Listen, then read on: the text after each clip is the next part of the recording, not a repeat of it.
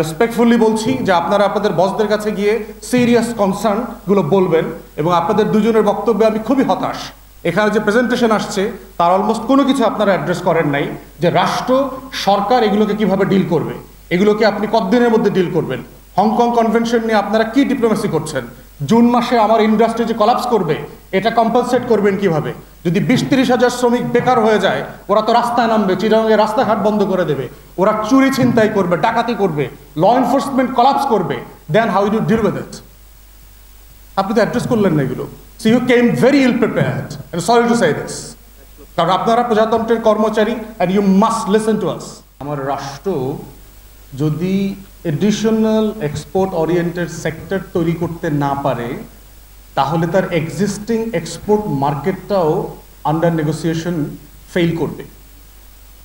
তাহলে আমার কি দরকার? আমার রাষ্ট্রের এখন বিকল্প সেক্টর দরকার, যেই সেক্টরগুলো দিয়ে আমি এক্সপোর্ট ওরিয়েন্টেড মার্কেট ক্রিয়েট করতে পারবো এবং ইন প্যারালাল আমার এখানে ইনভেস্টমেন্ট আসবে, এফডিআই আসবে, লোকাল এমপ্লয়মেন্ট হবে ইন মিলিয়ন্স। তো সেই বাস্তবতায় আমরা যারা দেশের অর্থনীতি সামান্য বুঝবার চেষ্টা করছি, যে এই shipbreaking association could have been one of the sectors যেখান থেকে আমাদের এক্সপোর্ট ওরিয়েন্টেড যে ইন্ডাস্ট্রি ডেফিনেশন হওয়া দরকার সেটা হতে পারত।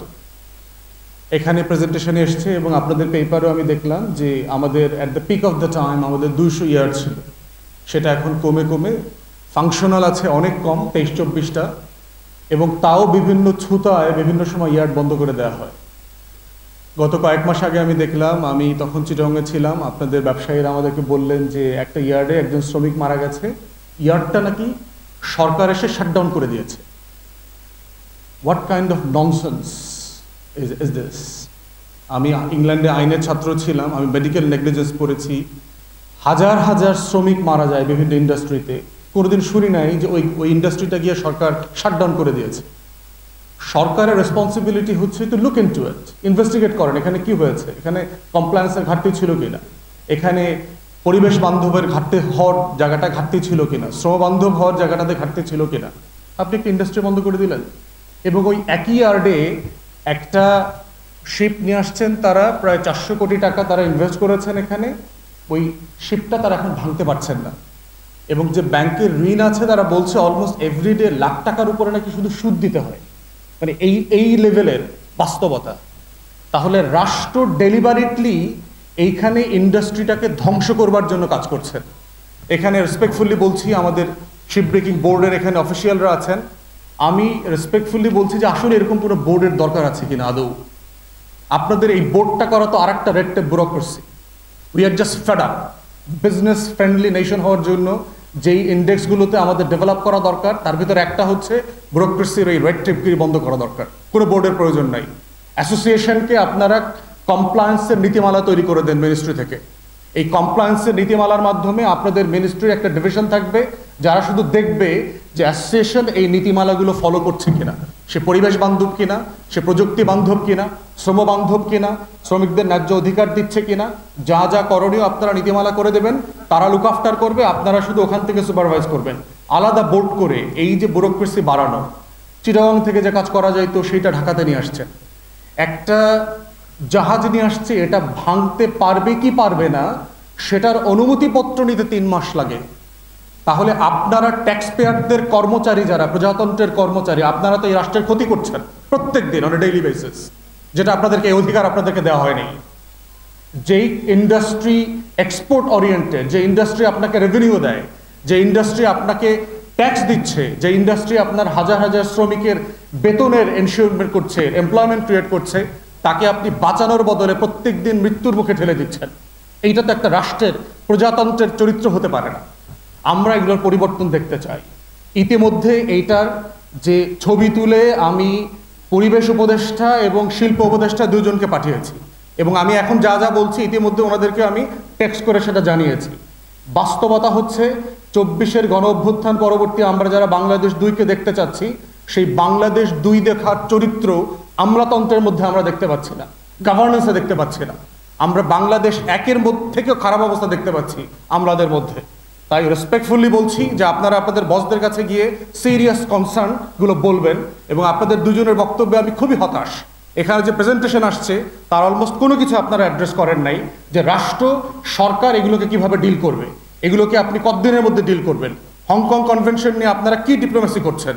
জুন মাসে আমার ইন্ডাস্ট্রি যে কলাপস করবে এটা কম্পেনসেট করবেন কিভাবে? যদি 20-30 হাজার শ্রমিক বেকার হয়ে যায়, ওরা তো রাস্তায় নামবে, চিটাগাংয়ে রাস্তাঘাট বন্ধ করে দেবে, ওরা চুরি ছিনতাই করবে, ডাকাতি করবে, ল এনফোর্সমেন্ট কলাপস করবে, then how you deal with it? আপনি তো অ্যাড্রেস করলেন না এগুলো। So you came very ill prepared, I sorry to say this. কারণ আপনারা প্রজাতন্ত্রের কর্মচারী and you must listen to us. Issue হচ্ছে যে আমার কেন 200 ইন্ডাস্ট্রি পড়ে গেল, এবং অ্যাট এ টাইম আমাদের একজন কো স্পিকার বলেছেন যে আমাদের যখন কমছে তখন ভারতে ইন্ডাস্ট্রি বাড়ছে। What is it?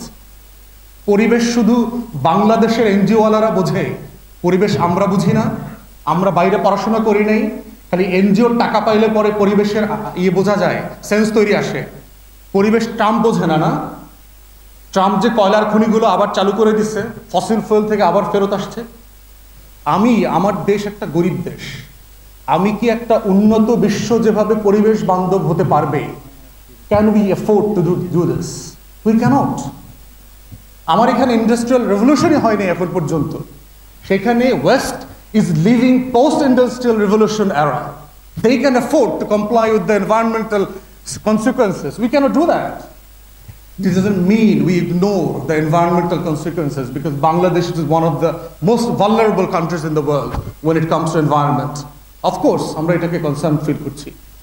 সেই জায়গাতে আমরা বোধ করছি যে ইন্ডাস্ট্রিটাকে বাঁচানোর জন্য যত নিয়মকানুন করা দরকার কমপ্লায়েন্স করে ওনাদেরকে দায়িত্ব দিয়ে দেন।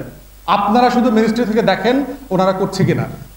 খসরু ভাই কাইন্ডলি আমাকে মনে করিয়ে দিয়েছে যে ওনার দায়িত্বের সময় উনি গার্মেন্টস ইন্ডাস্ট্রিগুলোকে এভাবেই করেছেন, মিনিস্ট্রি থেকে ডিরেগুলেট করে দিয়ে উনি ওনাদেরকে সেলফ রেগুলেটেড করে দিয়েছেন। That's how industry should work. আপনি পার্টনারশিপ করে দেবেন, পার্টনারশিপের মধ্য দিয়ে তাদেরকে জবাবদিহিতার অধীনে আনবেন। তারপরে হচ্ছে যে ব্যাংকের লোন পাওয়া একটা আমাদের বড় সমস্যা হচ্ছে। সাডেনলি আওয়ামী লীগের কারণে আমরা জানি যে টোটাল ব্যাংকিং ইন্ডাস্ট্রি খেয়ে ফেলেছে তারা, এবং সেক্ষেত্রে এই কনসার্নগুলো বলবার ক্ষেত্রে আওয়ামী লীগের আমলের পলিসিগুলোকে রিভাইজ করার ক্ষেত্রে অ্যাসোসিয়েশনের পক্ষ থেকে সিরিয়াস নেগোসিয়েশন করা দরকার। ইমিডিয়েটলি কোন কোন জায়গাতে আমাদের হাত দেওয়া দরকার। ফরেন মিনিস্ট্রির একজন প্রতিনিধি থাকলে ভালো হতো, আমি জানি না যে ওনারা দাওয়াত দিয়েছেন কিনা, কারণ ট্রেড নেগোসিয়েশনের একটা জায়গা হচ্ছে যে শিল্প মন্ত্রণালয় আলটিমেটলি এটা ফরেন মিনিস্ট্রিকে রেফার করবে, ওখানে একটা ট্রেডের আলাদা ইউনিট আছে যারা ট্রেড রিলেটেড ডিপ্লোমেসিগুলো করবে।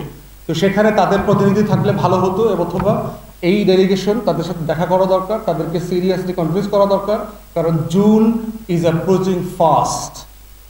রমজান, ঈদ আসতেছে, কোরবানির ঈদ, বর্ষা বাদল শুরু হবে, বাংলাদেশের ইলেকশনের টার্মোয়েল আছে, সব মিলায় the country is in chaos. So এটা যদি সিরিয়াসলি আমরা নেগোশিয়েট না করি তাহলে ইন্ডাস্ট্রি কলাপস করবে। ফাইনালি যেটা বলছি সেটা হচ্ছে যে এইটাকে কেন্দ্র করে কিভাবে আমরা সেক্টর ডেভেলপ করবো। আমি জিএসপি প্লাসে চলে যেতে চাচ্ছি, যে এটাকে কেন্দ্র করে আমি কিভাবে যদি 200 ফাংশনাল ইয়ার্ড করতে পারি, এবং এখনই যদি 23টা ইয়ার্ড চলে, আপনি চিন্তা করেন 1 লক্ষ প্লাস অ্যাক্টিভ ডাইরেক্ট এমপ্লয়িজ থাকে, তাহলে যদি আমার 200 প্লাস ইন্ডাস্ট্রি ডেভেলপ করে, how many millions we can employ.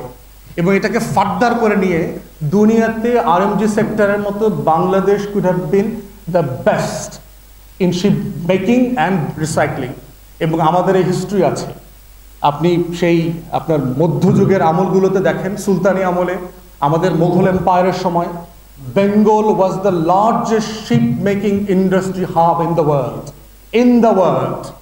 Turkish empire ship making এর জন্য, শিপ বানানোর জন্য বেঙ্গলের সুলতানের কাছে রিকোয়েস্ট পাঠাইতো। ইউরোপ, ইটালি, আমেরিকাস থেকে অর্ডার আসতো এখানে শিপ বানানোর জন্য। সো বাংলা ইতিহাস আছে আমাদের 100 বছরের, যে জাহাজ বানানো এবং ভাঙার দুটো ইন্ডাস্ট্রিতে we are at the top for many 100 years. So আমাদের এইটা ফিরায় নিয়ে আসার সুযোগ আছে ইকুয়ালি, যেভাবে মুসলিমের ঐতিহ্য আমরা আবার আরএমজি সেক্টরের মধ্য দিয়ে ফিরায় নিয়ে আসছি। এটাও শত বছরের বাংলার ঐতিহ্যের জায়গা ছিল।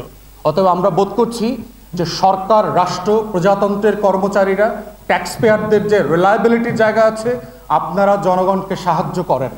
দয়া করে এগুলোকে চাকরি আকারে দেখবেন না, 9টা 5টার জিনিস এগুলো না। এগুলো মানুষের রুটি রুজি, জীবিকা, জীবন। যেটা কমপ্লাই করা দরকার, যেটা বাধ্য করা দরকার রাষ্ট্রের পক্ষ থেকে, সেটা আপনারা করেন। কিন্তু ইন্ডাস্ট্রিকে বাঁচানোর জন্য যা যা করার সেগুলো আমরা দেখতে চাই।